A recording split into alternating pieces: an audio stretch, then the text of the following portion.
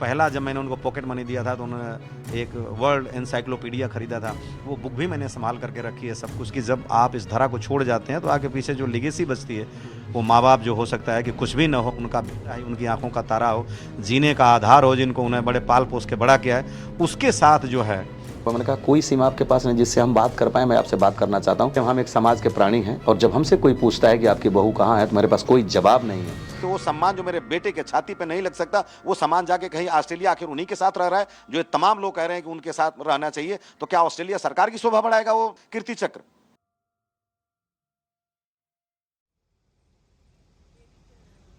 देश की रक्षा करने के लिए सीमा पर हमारे सैनिक जो है बढ़ चढ़ के रक्षा करने के लिए लड़ते हैं, आगे बढ़ते हैं। और ऐसी क्या वजह है कि वीर गति प्राप्त हो चुके शहीद सैनिक हैं, उनके माता पिता, उनके भाई बहन को आज जंतर मंतर आना पड़ा।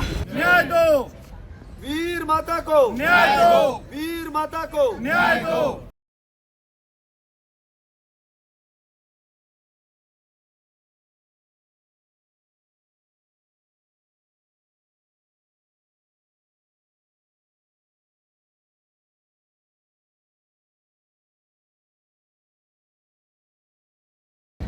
नमस्कार। आज 2 अक्टूबर 2025 को बहुत सारे शहीदों के माता पिता हैं जो नेशनल वॉर मेमोरियल पर अपना प्रदर्शन करने आए हैं। इन लोगों का कहना है कि जो आर्मी की नीतियां हैं वो भेदभाव करती हैं और किसी का बेटा अगर शहीद हो जाता है तो ज़्यादातर जो बेनिफिट्स हैं वो सिर्फ पत्नियों को मिलते हैं और माता पिता जो हैं वो दर दर ठोकरें खाने को मजबूर हो जाते हैं। जो बेटे शहीद हो जाते हैं, जिस माँ बाप का बेटा शहीद हो जाता है उसके पास तो कुछ रहता नहीं है। उसकी जो मिसेज हैं वो 1 दिन की हो, 10 दिन की हो, 10 साल की हो, उसको सब कुछ मिल जाता है। जिसने बेटा पढ़ाया लिखाया, इतना बड़ा बनाया, अपने हाथों से स्टार लगाए, बाद में उसके बाद में क्या होता है उसको मतलब जो है ना माँ बाप को कोई नहीं पूछता।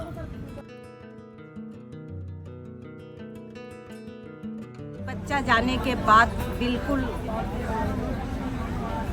माँ बाप तो टूट ही जाते हैं बिल्कुल।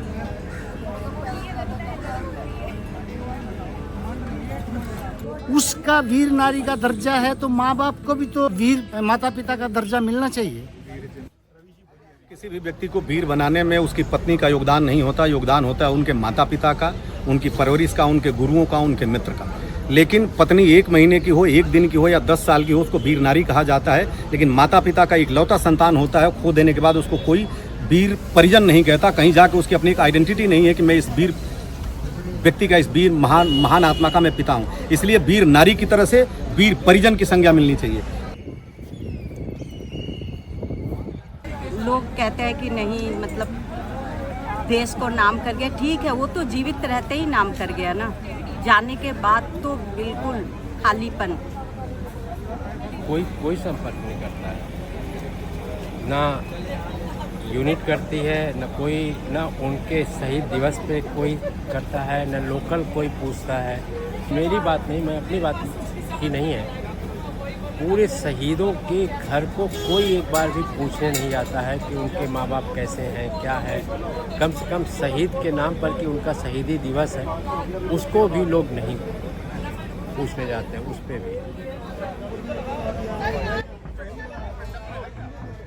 मैं आपको बता दूं, पहली हमारी मांग है कि वीर नारी की तरह से वीर माता पिता या वीर परिजन की संज्ञा मिलनी चाहिए। आप चाहे MH में जाएं, चाहे कहीं जाएं, जैसे वो एक कुर्सी पे लिखा रहता है वीर नारी, आपको भी लिखा हो वीर परिजन, कि आप वहाँ आराम से बैठे, आप महसूस करें कि हमारा बेटा कभी किसी इस देश को कुछ किया, तो वीर परिजन का सम्मान मिले।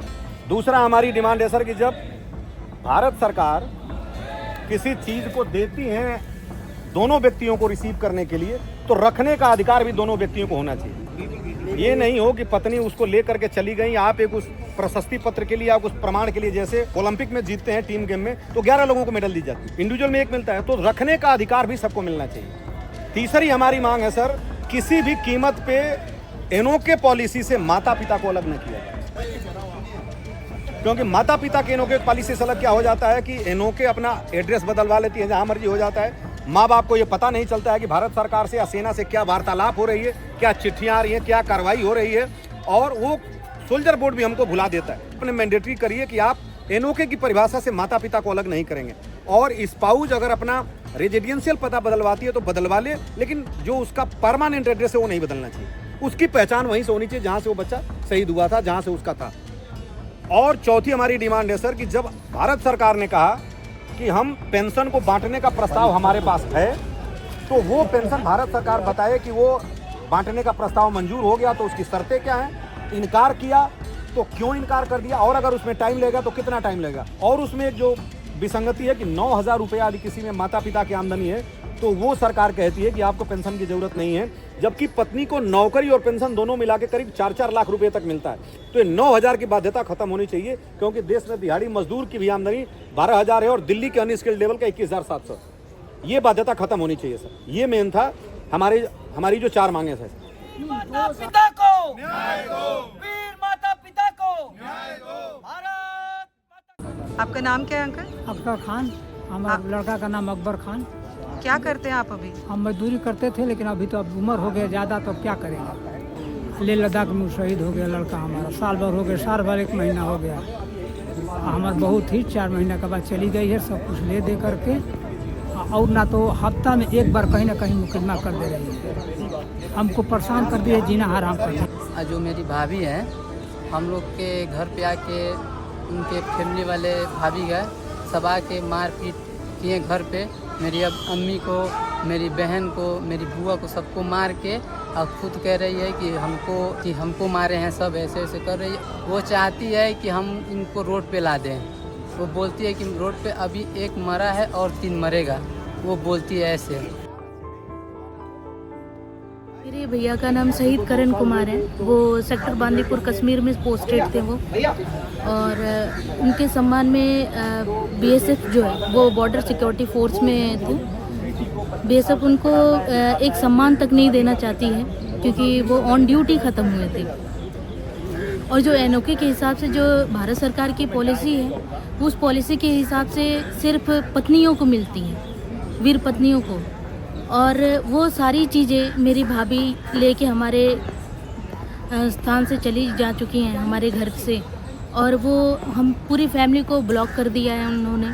तो जाके वो वहाँ पे अपना आसाम में रहती हैं। वो जो फैमिली पेंशन फैमिली के नाम से अलॉट होता है, जो भारत सरकार ने अधिनियम बनाया है कि एनओके के हिसाब से सिर्फ एक पत्नी को जाना है, वो पेंशन भी मेरी भाभी सब कुछ अपने फैमिली वालों को देखती हैं। हम लोग से कोई बातचीत नहीं करती हैं। मेरी माँ को एक हेल्थ सर्विस तक भी बीएसएफ प्रोवाइड नहीं करवाती है कि हम लोग कहाँ जाएं।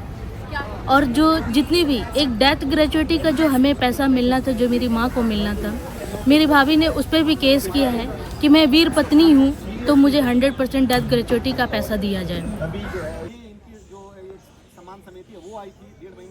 फैमिली की नॉर्म हमारे संविधान में है माता पिता बच्चे।